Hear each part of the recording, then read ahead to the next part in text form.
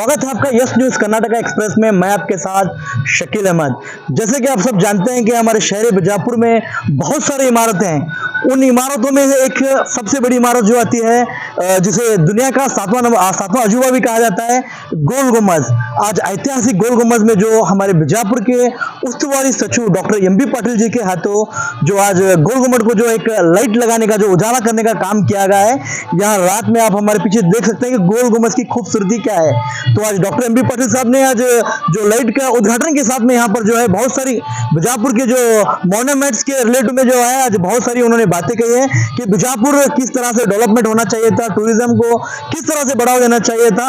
तो आइए इस विषय को लेकर आज हम जो यहाँ पर बीजापुर में ऐतिहासिक जो गोल गुंबद को आज यहाँ पर लाइटिंग लगाई गई है, इसका एक नजारा भी देखते हैं और doctor M B Patil ji ने क्या कहा है। उसके बाद हमारे हेरिटेज एक्टिविस्ट हमजा और महबूब, इनका भी जवाब क्या आता है तो ये भी सुनेंगे। तो आइए एक नजारा देखते हैं। ನೋಡ್ರಿ, ನಾವು ಇದು ಗೋಲ್ ಗುಂಬಜ್ ಲೈಟಿಂಗ್ ಬಗ್ಗೆ ನಾವು ನ್ಯೂಸ್ ಆಗಿ ಮಾತಾಡೀವಿ. ನೀವು ಸಪೋರ್ಟ್ ಮಾಡಿರಿ, ಲೈಕ್ ಕಮೆಂಟ್ ಶೇರ್ ಮಾಡಿ. ಅದಕ್ಕೆ ಇವತ್ತಿನ ದಿವಸ ಲೈಟ್ ಹತ್ತದ. ನಿಮ್ದು ಕೆಲಸ ಏನತ್ತಂದ್ರೆ ಈ ವಿಡಿಯೋ ಒಳಗೆ ನಾವು ಎಂ ಬಿ ಪಾಟೀಲ್ ಅವ್ರು ಏನೇನು ನೆನಪು ಹಾರ್ಯಾರ ಅದ್ರ ಬಗ್ಗೆ ನಾವು ಮಾತಾಡೀವಿ.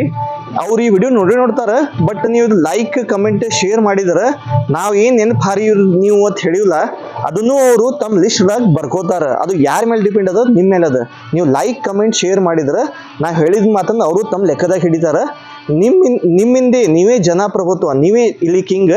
ನೀವು ಹೇಳಿದ್ರೆ ನೀವು ಹೂ ಅಂದ್ರೆ ಈ ಕೆಲಸನೂ ಆಗ್ತದೆ. ನಾವು ಯಾವ ವಿಡಿಯೋದಾಗ ಇದು ಭಾರತ ದೇಶದಲ್ಲಿ ಹೆಚ್ಚಿನ ಸ್ಮಾರಕಗಳು ಮಾನ್ಯುಮೆಂಟ್ಸ್ ಇರುವಂತದ್ದು ವಿಜಯಪುರ ಜಿಲ್ಲೆ. ಮೋರ್ ದನ್ 85 ಮಾನ್ಯುಮೆಂಟ್ಸ್ ಅದ, 85 ಮಾನ್ಯುಮೆಂಟ್ಸ್ ಅದ ಸ್ಮಾರಕಗಳು. ಅದು ಗೋಲ್ ಗುಂಬಜು, ಇಬ್ರಾಹಿಂ ರೋಜಾ, ಬಾರಾ ಕಮಾನ್, ಆಸಾರ್ ಮಾಲ್, ಹೀಗೆ ಕುಮಟಗಿ ಸಮರ್ ಪ್ಯಾಲೇಸ್ ಇರ್ಬೋದು, ಹೀಗೆ ಬಹಳಷ್ಟು ಸ್ಮಾರಕಗಳನ್ನು ಹೊಂದಿದಂಥದ್ದು ವಿಜಯಪುರ ಜಿಲ್ಲೆ, ವಿಜಯಪುರ ನಗರ ವಿಶೇಷವಾಗಿ. ಅಷ್ಟೇ ಅಲ್ಲ, ನಾವು ಕೇವಲ ಆದಿಲ್ ಶಾಹಿ ಅರಸರು ಬರೇ ಗುಂಬಜ್ಗಳನ್ನ ಕಟ್ಟಿ ಸ್ಮಾರಕಗಳನ್ನ ಕಟ್ಟಿ ಹೋಗ್ಲಿಲ್ಲ. ಅವತ್ತು ಇಲ್ಲಿ ಒಂದು ಕರೇಜ್ ಸಿಸ್ಟಮ್ ಇತ್ತು, ನೀರಿನ ವ್ಯವಸ್ಥೆಯನ್ನ ಕೊಡುವಂತ ಒಂದು ಕರೇಜ್ ಸಿಸ್ಟಮ್ ಇತ್ತು. ನೀವು ಪ್ರೋಗ್ರಾಮ್ ನೋಡ್ದಂಗ್ರಿ ಇವತ್ತೇನಂತಿರಲ್ಲ ಲೈಟಿಂಗ್ ಆನ್ ಮಾಡಿದ್ರಿ. ಇವತ್ತು ಅದು ಏನಂತಿರಲ್ಲ ಟೂರಿಸಂ ಡೇ ದಿವಸ ಆಗಬೇಕಾಗಿತ್ತದು, ಬಟ್ ಏನಂತಿರಲ್ಲ ಇವತ್ತು ಶುಭ ದಿನ ಬಂತದು, ವೃಕ್ಷೋತ್ಸವ ದಿವಸ ಅಂತ ಹೇಳಿ. ಒಳ್ಳೆ ಕಾರ್ಯ ರೀ. ಹೇಳ್ಬೇಕಂದ್ರೆ ಅಟ್ಲೀಸ್ಟ್ ಇವರು ಎಂ ಬಿ ಪಾಟೀಲ್ ಅವ್ರು ಹಿಂದಿದ್ದಾಗ ಅವರೇ ನವರಸ್ಪುರ ಉತ್ಸವ ಮಾಡಿದ್ರು. ಈಗ ಅವ್ರದೇ ಗೌರ್ಮೆಂಟ್ ಬಂದಾಗ ಏನಂತಿರಲ್ಲ ಲೈಟಿಂಗ್ ಮಾಡ್ಯಾರೀ. ರಿನ್ಯೂ ಅಂತ ಹೇಳೋ ಕಂಪ್ನಿ, ಪ್ರೈವೇಟ್ ಲಿಮಿಟೆಡ್ ಕಂಪ್ನಿ, ಅದು CSR ಫಂಡ್ ಅಂತ ಬರ್ತದ್ರಿ. ಅದ್ರೊಳಗೆ ಇದು ಲೈಟಿಂಗ್ ಮಾಡ್ಯಾರ. ಒಳ್ಳೆ ಕಾರ್ಯ ಅದ, ಮಾಡ್ಕೋತಿರ್ಬೇಕು. ಚಲೋ ಎಜುಕೇಟೆಡ್ ಜನನೇ ಇದ್ದಾರೆ ಅವ್ರ ಜೋಡಿ, ಎಂ ಬಿ ಪಾಟೀಲ್ ಅವ್ರ ಜೋಡಿ.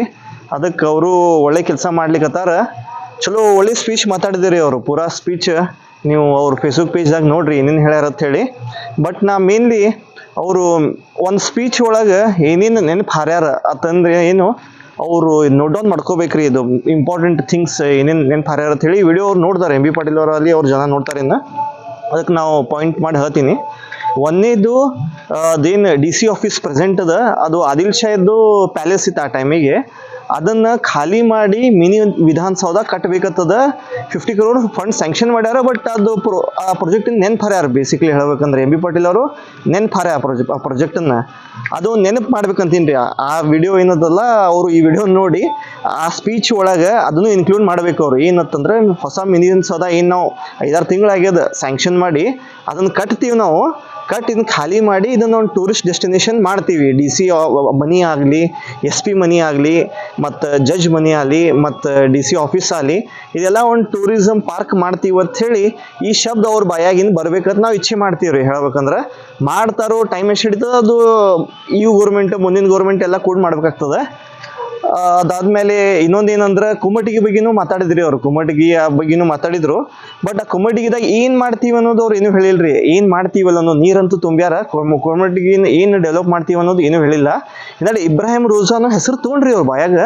ನಾವು ಹಿಂದೆ ಅವೇರ್ನೆಸ್ ಮಾಡೀವಿ. ಇಬ್ರಾಹಿಂ ರೋಜಾ ಏನಂತಾರಲ್ಲ ಬಿಳು ಪರಿಸ್ಥಿತಿ ಒಳಗೆ ಅದ ರೀ. ಅದು ನೀರು ತುಂಬೋದಿಂದ ಅಲ್ಲಿ ನೀರು ಖಾಲಿ ಮಾಡ್ಬೇಕು. ಒಂದು ಇಂಥ ಅಂದ್ರೆ ಇದು ನಮ್ಮ ಮುಂದಿನ ಪೀಳಿಗೆ ನೋಡ್ತದ ಇಲ್ಲೋ ಅಂತನೂ ಪರಿಸ್ಥಿತಿ ಒಳಗೆ ಅದ ರೀ. ಸತ್ಯ ಹೇಳ್ಬೇಕಂತಂದ್ರೆ ಅದನ್ನು ಮಾತು ಹೇಳಿದ್ವಿ. ಅವರು ಅದ್ರ ಬಗ್ಗೆ ಏನಂತಿರಲ್ಲ, ಅದಕ್ಕೂ CSR ಫಂಡ್ ತಂದು ಅದ್ರದ್ದು ಏನಂತಿರಲ್ಲ ಕನ್ಸರ್ವೇಷನ್ ಬಗ್ಗೆ ವಿಚಾರ ಮಾಡ್ಬೇಕ್ರಿ ಅವ್ರು. ಲೈಟಿಂಗ್ ಇಂತ ಪೈಲ ಹೇಳಿಗತ್ತೀನಿ, ಯಾವುದು ಇಬ್ರಾಹಿಂ ರೋಜಾ ಮತ್ತು ಇದು ಗೋಲ್ ಗುಮಜ್ದು ಕನ್ಸರ್ವೇಷನ್ ರಗಡ್ ಅದ ರೀ. ಭಾಳ ಮಂದಿ ಆರ್ಕಿಟೆಕ್ಚರ್ ಸ್ಟೂಡೆಂಟ್ ಅಲ್ಲಿ ಇಲ್ಲಿ ಮುಂದೆ ಬಂದವ್ರೆ ಹೇಳಿಗತ್ತಿದ್ರಿ ನಂಗೆ ಅಲ್ಲಿ ಕ್ರೈ ಇಲ್ಲ ಬಿದ್ದದಾಗಿದ್ದದ ಅಂತ ಹೇಳಿ. ಏನು ಬ್ರಿಟಿಷರು ಏನು ರಿಸ್ಟೋರೇಷನ್ ವರ್ಕ್ ಮಾಡಿದ್ರು, ಅದಾದ್ಮೇಲೆ ಇಂಡಿಯನ್ ಗೌರ್ಮೆಂಟ್ ಉಗುಳು ಹಚ್ಚದಂಗೆ ಮಾಡ್ಯಾರ ಹೇಳ್ಬೇಕಂದ್ರೆ. ಹಿಂಗಿಷ್ಟು ವರ್ಕ್ ಅದ ರೀ, ಇನ್ನ ರಗಡ್ ಅದ ರೀ. ಈ ವಿಡಿಯೋಗೆ ನಾನು ಇವರು MB ಪಾಟೀಲ್ ಅವರು ಇದು ನೋಟ್ ಡೌನ್ ಮಾಡ್ಬೇಕು ಹೇಳಿ ಸಂಕ್ಷಿಪ್ತ ಒಳಗೆ ಹೇಳಿತ್ತು. ಏನೇ ಆಗಲಿ ವಿಜಯಪುರ ನಗರಕ್ಕೆ ಒಂದು ಶುಭ ದಿನ. ಎಲಿಮಿನೇಷನ್ ಆಗಿದೆ ಗೋಲ್ ಗುಂಬಜ್ಗೆ, ನೋಡ್ತಾ ಇದ್ದೀರಿ ಇಲ್ಲಿ. ಹೀಗೆ ಸುಮಾರು ಕೆಲಸಗಳು ಬಿಜಾಪುರದಲ್ಲಿ ಆಗಬೇಕು, ಇನ್ನೂ ತುಂಬ ಕೆಲಸ ಇದೆ ಬಿಜಾಪುರದಲ್ಲಿ. ನಾನು ನಮ್ಮ MB ಪಾಟೀಲ್ರಿಗೆ ಥ್ಯಾಂಕ್ಸ್ ಹೇಳಕ್ಕೆ ಬಯಸ್ತೇನೆ. ಎಲ್ಲ ಈ ನಮ್ಮ ಮತಕ್ಷೇತ್ರದ ಎಲ್ಲರಿಗೆ ಮತ್ತು ಅಭಿನಂದನೆ ಹೇಳ್ತೇನೆ ಮತ್ತು ಥ್ಯಾಂಕ್ಸ್ ಹೇಳ್ತೇನೆ. ಇಷ್ಟೆಲ್ಲ ಇನ್ನೂ ನೋಡಿ, ಇವತ್ತು ಸುಮಾರು ಕೆಲಸ, ಇನ್ನೂ ಭಾಳ ಕೆಲಸ ಇದೆ ಬಿಜಾಪುರ ನಗರದಲ್ಲಿ. ಮೇನ್ ಅಂದರೆ ಸಿಟಿ ಇನ್ಫ್ರಾಸ್ಟ್ರಕ್ಚರ್ ತುಂಬ ಅವಶ್ಯ ಇದೆ. ಸಿಟಿ ಇನ್ಫ್ರಾಸ್ಟ್ರಕ್ಚರ್ ಅಂದರೆ ನಗರ ರಸ್ತೆ ಸೌಂದರ್ಯೀಕರಣ. ಈಗ ನಿಮ್ಮದು ಇದು ಸ್ಟೇಷನ್ ರೋಡ್ ಇದೆ ನೋಡಿ, ಇಲ್ಲಿಂದ ಸ್ಟೇಡಿಯಂ ನಮ್ಮ ಬಸವೇಶ್ವರ ಸರ್ಕಲ್ವರೆಗೆ ರಸ್ತೆ ಸೌಂದರ್ಯೀಕರಣ, ದೀಪ ಅಲಂಕಾರ, ಇದು ಒಂದು ಫುಟ್ಪಾತ್ ಮತ್ತು ದೀಪ ಅಲಂಕಾರ ವ್ಯವಸ್ಥೆ, ರಸ್ತೆ ಸೌಂದರ್ಯೀಕರಣ ಹೆರಿಟೇಜ್ ಸುತ್ತಮುತ್ತಲು ತುಂಬ ಅವಶ್ಯಕತೆ ಇದೆ. ಅಂದರೆ ಒಂದು ವಿಶ್ವ ಪ್ರಸಿದ್ಧ ಒಂದು ಸ್ಮಾರಕ ಇದೆ. ಅಂದರೆ ನಾವು ಅಮಿತವರು ನಾವು ಆಗ್ರಾಕ್ಕೆ ಹೋಗಿದ್ದೇವೆ ರೀ. ಆಗ್ರಾ ಸುತ್ತಮುತ್ತಲು ಮತ್ತು ಅಲ್ಲಿ ರಸ್ತೆ ಸೌಂದರ್ಯೀಕರಣ ತುಂಬ ಹೈಟೆಕ್ ಇದೆ ರೀ. ಇದೂ ಒಂದು ವಿಶ್ವ ಪ್ರಸಿದ್ಧ ಸ್ಮಾರಕ. ಅದೇ ನಮ್ಮ ಎಕ್ಸ್ಪೀರಿಯನ್ಸ್ ಹೇಳ್ತಾ ಇದ್ದೇನೆ ನಿಮಗೆ.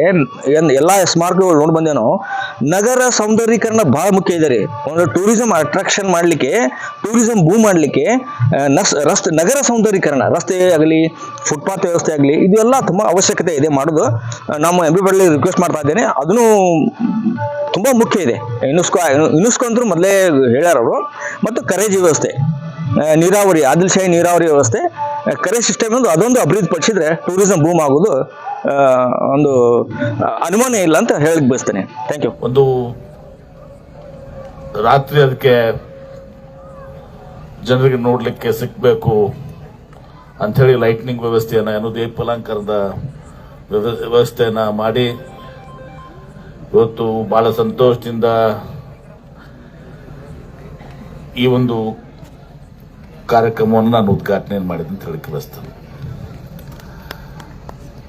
ನಮ್ಗೆ ಗೊತ್ತಿದೆ, ಈಗಾಗಲೇ ಜಿಲ್ಲಾಧಿಕಾರಿಗಳು ಬಹಳ ಸುದೀರ್ಘವಾಗಿ ಇವತ್ತು ದಿವಸ ಹೇಳಿದ ಸಾಕ್ಷ್ಯಚಿತ್ರವನ್ನು ಕೂಡ ನಮ್ಮ ಆದರ್ಶ ಶೆಟ್ಟಿ ಅವರು ಸಾಕ್ಷ್ಯಚಿತ್ರವನ್ನು ಕೂಡ ನೋಡಿದ್ದಾರೆ. ಇಡೀ ಭಾರತ ದೇಶದಲ್ಲಿ ಹೆಚ್ಚಿನ ಸ್ಮಾರಕಗಳು, ಮಾನ್ಯುಮೆಂಟ್ಸ್ ಇರುವಂತಹದ್ದು ವಿಜಯಪುರ ಜಿಲ್ಲೆ. ಮೋರ್ ದನ್ 85 ಮಾನ್ಯುಮೆಂಟ್ಸ್ ಅದ, 85 ಮಾನ್ಯುಮೆಂಟ್ಸ್ ಅದ ಸ್ಮಾರಕಗಳು. ಅದು ಗೋಲ್ ಗುಂಬಜು, ಇಬ್ರಾಹಿಂ ರೋಜಾ, ಬಾರಾ ಕಮಾನ್, ಆಸಾರ್ ಮಾಲ್, ಹೀಗೆ ಕುಮಟಗಿ ಸಮರ್ ಪ್ಯಾಲೇಸ್ ಇರ್ಬೋದು, ಹೀಗೆ ಬಹಳಷ್ಟು ಸ್ಮಾರಕಗಳನ್ನು ಹೊಂದಿದಂಥದ್ದು ವಿಜಯಪುರ ಜಿಲ್ಲೆ, ವಿಜಯಪುರ ನಗರ ವಿಶೇಷವಾಗಿ. ಅಷ್ಟೇ ಅಲ್ಲ, ನಾವು ಕೇವಲ ಆದಿಲ್ಶಾಹಿ ಅರಸರು ಬರೇ ಗುಂಬಜ್ಗಳನ್ನ ಕಟ್ಟಿ, ಸ್ಮಾರಕಗಳನ್ನ ಕಟ್ಟಿ ಹೋಗ್ಲಿಲ್ಲ. ಅವತ್ತು ಇಲ್ಲಿ ಒಂದು ಕರೇಜ್ ಸಿಸ್ಟಮ್ ಇತ್ತು, ನೀರಿನ ವ್ಯವಸ್ಥೆಯನ್ನ ಕೊಡುವಂತ ಒಂದು ಕರೇಜ್ ಸಿಸ್ಟಮ್ ಇತ್ತು. ಮತ್ತು ಇಡೀ ವಿಜಯಪುರ ಅಂದು ಅಂದಾಜು ಮಾಡಿದರೆ ಸುಮಾರು 9 ಲಕ್ಷ ಪಾಪ್ಯುಲೇಷನ್. ಜಿಲ್ಲಾಧಿಕಾರಿಗಳಿಗೆ ಇವತ್ತು ನಾವು 4-4.5 ಲಕ್ಷ ಪಾಪ್ಯುಲೇಷನ್ ಇದೆ. ನೀರು ಕೊಡ್ಲಿಕ್ಕೆ ಎಷ್ಟು ಕಷ್ಟಪಡ್ತಾ ಇದೀವಿ ಅಂತ ಗೊತ್ತಿದೆ. ಆದ್ರೆ ಅವತ್ತು 9 ಲಕ್ಷ ಜನಸಂಖ್ಯೆ ಇತ್ತು. ಆ 9 ಲಕ್ಷ ಜನಸಂಖ್ಯೆಗೆ ಇವತ್ತು ದಿವಸ ಆ ಹೈಡ್ರಾಲಿಕ್ ಸಿಸ್ಟಮ್ಸ್ ಏನು ಅವರು ಈ ಲೆವೆಲ್ಸ್ ಇದು ಮಾಡಿ ಇವತ್ತು ದಿವಸ ನೀರಿನ ವ್ಯವಸ್ಥೆಯನ್ನು ಮಾಡಿದ್ದು. ಎಲ್ಲೆಲ್ಲಿ ನೀವು ಬುರ್ಜ್ಗಳನ್ನ ಮಾಡಿ ಇವತ್ತು ಬೇಗಂ ತರ ನಿಮ್ಮ ಯಾವುದು ರಾಮ ತೀರ್ಥ, ರಾಮಲಿಂಗ ಕೆರೆ, ಇದೆಲ್ಲರ ಮೂಲಕ ಇವತ್ತು ದಿವಸ ನೀರನ್ನು ಕೊಡುವಂಥದ್ದು ನಾವು ನೋಡಿದ್ವಿ. ಅಂದ್ರೆ ಆದಿಲ್ಶಾಹಿ ಅರಸರು ಬಹಳ ಪ್ರಗತಿ ಪರವಾದಂತ ಅರಸರಿದ್ದರು. ಸಂಗೀತ್ ಮಹಲ್, ಸಂಗೀತ್ ಬಜಾರ್ ಆಗ್ತಿತ್ತಲ್ಲಿ. ಹೀಗೆ ಎಲ್ಲಾ ವಿಧದಲ್ಲಿ ಅವರು ಬಹಳಷ್ಟು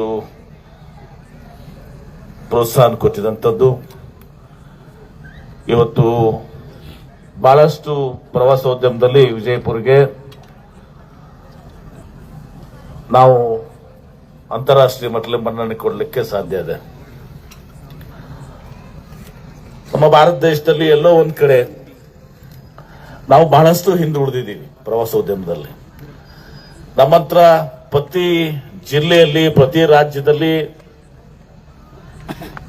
ಬಹಳಷ್ಟು ಒಂದು ಇತಿಹಾಸವನ್ನು ಹೊಂದಿದಂತ ಸ್ಮಾರಕಗಳು, ತಾಣಗಳು ಇವತ್ತೊಂದು ದಿವಸ ನಮ್ಮ ಮುಂದಿದ್ದಾವೆ. ಇವತ್ತು ಇಲ್ಲೇ ತಗೊಳ್ಳಿ, ವಿಜಯಪುರದಲ್ಲಿ ಗೋಲ್ ಗುಂಬಜ್ ಇರ್ಬೋದು, ಇಬ್ರಾಹಿಂ ರೋಜಾ ಇರ್ಬೋದು, ಪಕ್ಕಕ್ಕೆ ಹೋದ್ರೆ ನೀವು ಬದಾಮಿ ಪಟ್ಟದಕಲ್, ಐಹೊಳೆ ಇರ್ಬೋದು, ತದನಂತರ ಹಂಪಿ ಇರ್ಬೋದು, ಅಲ್ಲಿ ಕಡೆ ಹೋದ್ರೆ ಬೇಲೂರು, ಹಳೆಬೀಡು, ಹೀಗೆ ಕರ್ನಾಟಕ ರಾಜ್ಯದಲ್ಲಿ ಒಂದು ಪ್ರವಾಸೋದ್ಯಮಕ್ಕೆ ಒಂದು ದೊಡ್ಡವಾದಂತ ಇತಿಹಾಸ ನಮ್ಮ ಮುಂದಿದೆ. ಅದೇ ರೀತಿ ಮಹಾರಾಷ್ಟ್ರ, ಇನ್ನಿತರ ಎಲ್ಲ ರಾಜ್ಯಗಳಲ್ಲಿ ಎಲ್ಲೋ ಒಂದು ಕಡೆ ನಾವು ಈ ಪ್ರವಾಸೋದ್ಯಮನ ವಿಶ್ವಕ್ಕೆ ನಾವು ಪ್ರವಾಸಿಗರನ್ನ ಆಕರ್ಷಣೆ ಮಾಡಲಿಕ್ಕೆ ನಾವು ಹಿಂದೆ ಬಿದ್ದಿದ್ದೀವಿ ಅನ್ನೋದನ್ನ ನಾವು ಒಪ್ಕೊಳ್ಬೇಕಾಗ್ತದೆ.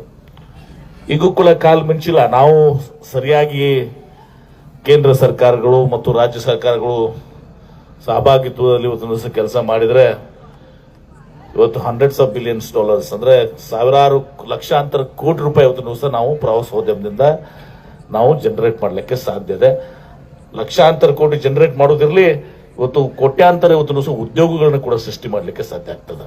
ಯಾಕಂದ್ರೆ ಬಿಗ್ಗೆಸ್ಟ್ ಎಂಪ್ಲಾಯರ್ ಟೂರಿಸಂ ಅಂದ್ರೆ ಇವತ್ತು ಗೋವಾ ರಾಜ್ಯ ತಗೊಳ್ರಿ, ಟೂರಿಸಂನಂದೇ ಇವತ್ತು ದಿವಸ ಆ ರಾಜ್ಯ ನಡೀತದೆ. ಕೇರಳ ತಗೊಳ್ಳಿ, ಬ್ಯಾಕ್ ವಾಟರ್ಸು, ಹೀಗೆ ಬಹಳಷ್ಟು ಸಾಧ್ಯತೆಗಳು ಇವತ್ತು ದಿವಸ ನಮ್ಮದಿದೆ, ಅಪರ್ಚುನಿಟೀಸ್ ನಮ್ಮದಿದ್ದಾವೆ. ಎಲ್ಲೋ ಒಂದು ಕಡೆ ನಾವು ಹಿಂದ್ ಬಿದ್ದಿದ್ದೀವಿ. ಆ ಒಂದು ಆದಾಯ ಬಂದ್ರೆ ಬಹುಶಃ ನಮಗೆ ದೇಶದ ಆರ್ಥಿಕ ಶಕ್ತಿಗೆ, ರಾಜ್ಯದ ಆರ್ಥಿಕ ಶಕ್ತಿಗೆ, ಜಿಲ್ಲೆಗಳ ಆರ್ಥಿಕ ಶಕ್ತಿಗೆ ಇವತ್ತು ದಿವಸ ಸಹಕಾರಿ ಆಗ್ತದೆ ಅಂತ ಹೇಳಿ ನನ್ನ ಬಹಳ ಬಲವಾದ ನಂಬಿಕೆ ಮತ್ತು ಸತ್ಯನೂ ಕೂಡ ಅದು. ಇವತ್ತು ನಾವು ಬಹಳಷ್ಟು ಕೋಆರ್ಡಿನೇಟೆಡ್ ಎಫರ್ಟ್ ಮಾಡಬೇಕಾಗಿದೆ. ವಿಶೇಷವಾಗಿ ಜಿಲ್ಲಾಧಿಕಾರಿಗಳೇ ನಾವು ಈಗ ಬೇಲೂರು ಹಳೆಬೀಡು ವರ್ಲ್ಡ್ ಹೆರಿಟೇಜ್ನಾಗ ಬಂತು, ಬದಾಮಿ ಪಟ್ಟದಕಲ್ ವರ್ಲ್ಡ್ ವಿಶ್ವ ಪಾರಂಪರಿಕ ಪಟ್ಟಿಯಲ್ಲಿ ಬಂತು, ವಿಜಯಪುರ ಇನ್ನೂ ನಾವು ಬಂದಿಲ್ಲ. ನಿನ್ನೆ ಕೂಡ ನನಗೆ ಕೃಷ್ಣ ಕೋಲಾರ್ ಕುಲಕರ್ಣಿ ಅವರೊಂದು ಡೋಸಿಯರ್ ಇಂಟ್ಯಾಕ್ಟ್ನವರು ಕೇಂದ್ರ ಕಚೇರಿಯವರು ಒಂದು ಡೋಸಿಯರ್ ಮಾಡಲಿಕ್ಕೆ ಅವರು ಒಪ್ಕೊಂಡಿದ್ದಾರೆ. ಅವರು ಅದಕ್ಕೆ ಹಣದ ಅದನ್ನು ಒಪ್ಪಿಸ್ತಾರೆ. ನಾನು ಬಹುಶಃ ಅದನ್ನ ನನಗೆ ವಾಟ್ಸಪ್ ಕೂಡ ಮಾಡಿದ್ದಾರೆ. ನೀನು ಕೃಷ್ಣ ಕೋಲಾರ್ ಕುಲಕರ್ಣಿ ಅವರು ಇಂಟ್ಯಾಕ್ಟ್ ಸದಸ್ಯರಿದ್ದಾರೆ. ಆ ಡೋಸಿಯರ್ ತಾವು ಒಪ್ಪಿಗೆ ಕೊಟ್ಟರೆ ಅದನ್ನ ಡೋಸಿಯರ್ಗೆ ನಾನು BLD ಸಂಸ್ಥೆಯಿಂದ ಅದಕ್ಕೇನೋ ಅಮೌಂಟ್ ಬೇಕು, ಅದು 15 ಲಕ್ಷ ಬೇಕು, ಎಷ್ಟು ಬೇಕಾದ್ರೆ ನಾನು BLD ಸಂಸ್ಥೆಯಿಂದ ನಾನು ಕೊಟ್ಬಿಡ್ತೀನಿ. ಇವತ್ತು ಆ ಡೋಸಿಯರ್ ಪ್ರಿಪರೇಷನ್ಸ್ ಆಗ್ಬೇಕು. ಅದ್ರಿಗೆ ಆ ಇಂಟ್ಯಾಕ್ಟ್ ಮಾಡಿದಂತ ಡೋಸಿಯರ್ಗೆ ಮಾನ್ಯತೆ ಇರ್ತದೆ ಅಂತ ನಾನು ಭಾವಿಸ್ತೇನೆ. ಕರೆಕ್ಟ್? ಸೊ ಅದ್ರ ಮಾಡೋ ಮೂಲಕ ನಮ್ಮ ವಿಶ್ವ ಪಾರಂಪರಿಕ ಪಟ್ಟಿಯಲ್ಲಿ ಗೋಲ್ ಗುಂಬಜ್, ಇಬ್ರಾಹಿಂ ರೋಜಾ, ಇನ್ನಿತರ ಸ್ಮಾರಕಗಳು ಇವತ್ತು ವಿಶ್ವ ಪಾರಂಪರಿಕ ಪಟ್ಟಿಯಲ್ಲಿ ಇವತ್ತು ದಿವಸ ಬರಬೇಕು. ಬಹಳಷ್ಟು ವಿಳಂಬ ಆಗಿದೆ. ನಾನು ಹೇಳ್ತಿದ್ದೆ, ಮೊನ್ನೆ ಕ್ಯಾಬಿನೆಟ್ ನಲ್ಲಿ ಕೂಡ ನಾನು ಹಿಂದೆ ಮುಖ್ಯಮಂತ್ರಿಗಳಿಗೆ ಹೇಳಿದ್ದೀನಿ. ಯಾವಾಗ ಚಾರ್ ಮಿನಾರ್ ಮತ್ತು ಇದನ್ನ ಮಾಡಿದ್ರು, ಅವಾಗ ಆಂಧ್ರ ಪ್ರದೇಶದಲ್ಲಿ ಅಲ್ಲಿಯ ಚೀಫ್ ಸೆಕ್ರೆಟರಿ ನೇತೃತ್ವದ ಒಂದು ಸಮಿತಿ ಇತ್ತು, ಸ್ಟೇಟ್ ಚೀಫ್ ಸೆಕ್ರೆಟರಿ ಮತ್ತು ಜಿಲ್ಲಾಧಿಕಾರಿಗಳ ಮಟ್ಟದ ಕಮಿಟಿ ಇತ್ತು. ಆ ರೀತಿ ಒಂದು ಎಫರ್ಟ್ಸ್ ಇವತ್ತಿನ ದಿವಸ ಅಲ್ಲಿ ಆಗಿತ್ತು, ಪ್ರಯತ್ನಗಳಾಗಿತ್ತು. ಇಲ್ಲಿ ಕೂಡ ಅದಾಗಬೇಕಾಗಿದೆ. ನಾನು ಮತ್ತೊಮ್ಮೆ ಅಲ್ಲಿ ನಾನು ಚೀಫ್ ಸೆಕ್ರೆಟರಿಗೂ ಕೂಡ ನೆನಪಿಸ್ಕೊತೇನೆ, ತಮಗೂ ಕೂಡ ಇವತ್ತಿನ ದಿವಸ ಹೇಳ್ತಾ ಇದ್ದೀನಿ. ನಾಳೆ ತಾವು ಒಂದು ಚರ್ಚೆಯನ್ನು ಕೃಷ್ಣ ಕೋಲಾರ್ ಕುಲಕರ್ಣಿ ಮಾಡಿ ಆ ಇಂಟ್ಯಾಕ್ದಿಂದ ಏನು ಡೋಸಿಯರ್ ಮಾಡಲಿಕ್ಕೆ ಅವರು ಬಜೆಟ್ ಅನ್ನು ಕೇಳಿದ್ದಾರೆ. ಆ ಬಜೆಟ್ ಅನ್ನು ಒಂದು ದಿವಸ BLD ಸಂಸ್ಥೆ ನಾವು ಅದನ್ನ ಒದಗಿಸುವಂತ ಕೆಲಸ ಮಾಡ್ತೇವೆ. ಇದು ಒಟ್ಟಾರೆ ಇವತ್ತು ನಮ್ಮ ವಿಶ್ವ ಪಾರಂಪರಿಕ ಪಟ್ಟಿಯಲ್ಲಿ ಗೋಲ್ ಗುಂಬಜು, ಇಬ್ರಾಹಿಂ ರೋಜಾ, ಇನ್ನಿತರ ಮಾನ್ಯುಮೆಂಟ್ಸ್ ಬರಬೇಕು ಅನ್ನೋದು ನಮ್ಮೆಲ್ಲರ ಜನತೆಯ ಬಹುದಶಕಗಳ ಒಂದು ಆಶೆ ಆಗಿದೆ. ಆ ಕೆಲಸವನ್ನು ನಾವು ಮಾಡಬೇಕು ಅನ್ನೋದು ಮಾತನ್ನು ಹೇಳಿ, ಆ ಸ್ಮಾರಕಗಳ ರಕ್ಷಣೆ ಕೂಡ ಬಹಳಷ್ಟು ಆಗ್ಬೇಕಾಗಿದೆ.